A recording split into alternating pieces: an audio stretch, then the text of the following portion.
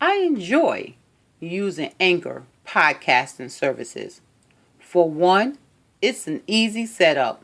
Secondly, you can do everything on the same platform, which includes record and then add music to your podcast if you like. And once your podcast has been saved, you can then distribute it to other platforms with the click of a button. And did I mention that it's free? You couldn't ask for anything better than this. Thank you for tuning into Bringing the Heat with Regina Weston. Here we inspire and deal with topics that matter. Stay tuned. Hold up and wait a minute, Bringing the Heat listeners. To find out about all things Regina, visit my website at www.reginaweston.com. There you can purchase all my books and learn more about my nonprofit organization, which is Mending Hearts, Women Healing Women. And if you would like to support this podcast, you can do so by using my Cash App, $RWeston252. Now let's get into it.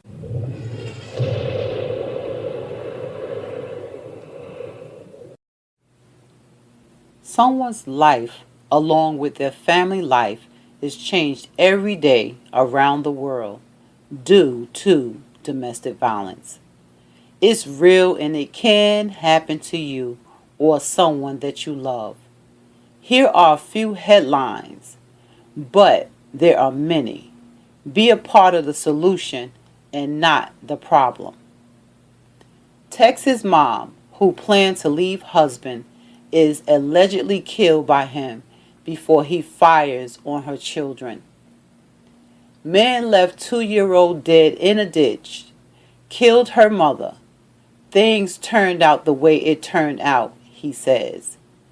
Ex-boyfriend charged with killing Bank of America executive Michelle Avon.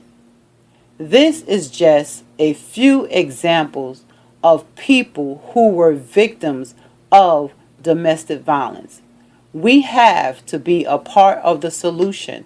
Domestic violence is real. It is uprooting families. Be a part of the solution and not the problem.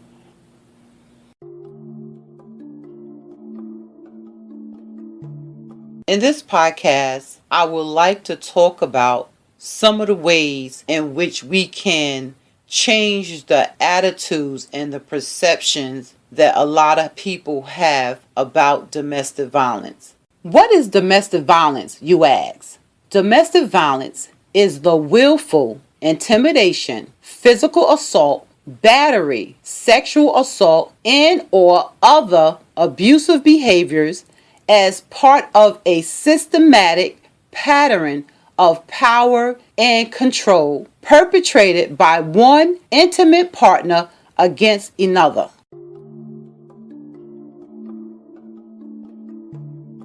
I can't tell you how I really feel. You just get mad and yell. I can't do the things I really want. You cop an attitude. I can't feel things the way I really do. It hurts too much. I can't talk to you about my dreams. I had to give them up. I can't cut or dye my hair without you getting mad. Come on, bruh. I can't be free to make my own choices. Why? 'Cause you don't like them? I can't see the light. Your darkness is too overpowering. I can't live like I want. You criticize what I do. I can't ask a question. You say, I don't listen, and you ask, what kind of stupid question is that? I can't trust you not to break my heart. Why? Because you've done it over and over again. I can't believe you anymore. You've lied too many times. I can't say the things I want to. You say I'm nitpicking, and we fight, and more. I can't even rely on you, 'cause you're so irresponsible. I can't be close to you. You just push me away with your words. I can't make love to you. You leave me hanging. I can't plan for the future 'cause you only live in the present. I can't have a life. Why? Because yours is too busy. I can't get ahead because you spend all the money. I can't parent because you undermine me.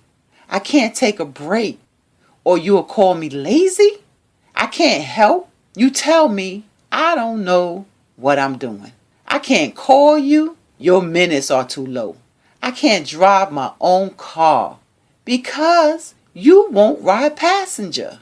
I can't have an opinion if it will contradict yours. I can't be right. Why? Because you were never wrong. I can't cry. I'm tired of crying. What can I do? I can wear these sunglasses. A poem titled, I Can't, by an anonymous writer. How can we go about changing the attitudes, how people feel about domestic violence and how they perceive domestic violence? Now, one of the things people can do is change their attitudes about domestic violence, realizing that it's not a private issue. If you're putting your hands on someone and you are belittling someone, you are forcing someone to do something that they don't want to do, you are isolating them from family and friends, that's our business. Because I like to say, am I my sister's keeper? Am I my brother's keeper? Yes, we are. Therefore, we have to realize that these things are unacceptable. And another thing, you can't blame the victim. Oh, she did something to provoke him. Normally, people just don't put their hands on folks. She had to do something. She deserved what happened to her. That is not the truth. If you're in a relationship and you do something and your mate is not happy about it, he has the choice or she has the choice to pick up and leave. Putting your hands on someone is a choice. Picking up and leaving a volatile situation or a situation that makes you uncomfortable is all based on choice. Make the right choice. Another thing, if someone says that they are a victim of domestic violence or they're in a situation and they don't feel like they can leave without any backlash, don't disregard what they're saying. Don't tell them, oh, he or she is just doing that. They'll come around. Don't criticize them. Support them. Acknowledge, okay, if you feel that you are in a situation like this, what can I do to help? And if you witness the abuse, don't excuse negative behavior. I wouldn't recommend that you intervene and try to break up a situation because it could cost you your life. But dialing 911, that's the move. Now, I'm educating you on how to help a victim, how not to become a victim, and how not to be the abuser. Connecting with domestic violence advocates. By knowing more, you will be empowering yourself to help yourself and others. Now, here are 10 things men can do to prevent gender violence. 1, if you see a man hitting a woman, you can say, listen, bruh, you shouldn't be doing that. You should never put your hands on a woman. If you don't know how to communicate, then you need to take some anger management classes or speak to a therapist and deal with your personal issues, and so that you can learn how to express yourself in a more effective and positive manner. If you see someone being disrespectful, again, bruh, you ain't got to roll like that. You ain't got to speak like that. Don't be one of those that add fire to the fuel. Be one of those that extinguishes the fire. If you see something that's not right, be the better person and speak up. Teach our young boys how to respect women of all ages, and teach our young women how to respect men. Because again, it goes both ways. Those are some of the ways that we as a society, as a community, can go about changing the views and the perception on the way people look at and view domestic violence.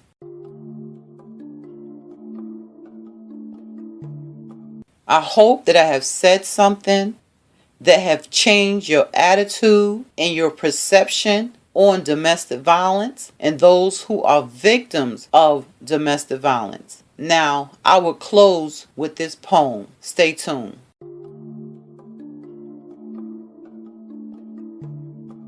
The poem is titled Poison.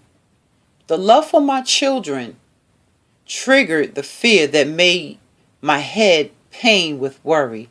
My stomach quivers. I can't see. Everything is so blurry.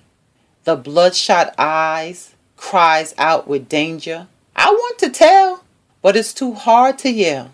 I became dizzy as if it was I. I'm afraid to die. The thought of my children left alone makes me cry. The worst part is, I can't even say goodbye. I can't wipe their tears because I'm not here. Someone love them. Please keep them safe in there. For I was their soldier, but now it's too late. The chance has gone to change my fate. I should have stopped it, but it grabbed me like bait. If I knew then what I know now, my children would surely be safe and sound. It's that poison he drank, the one who claimed to love me, you see. It is he. It is he. I want you to know. I am here. I am here from the grave below. Please, someone hear me. I can't see a glow. It's dark and scary. I am faint and still weary. Please set me free. It is he. It is he. My husband who struck me.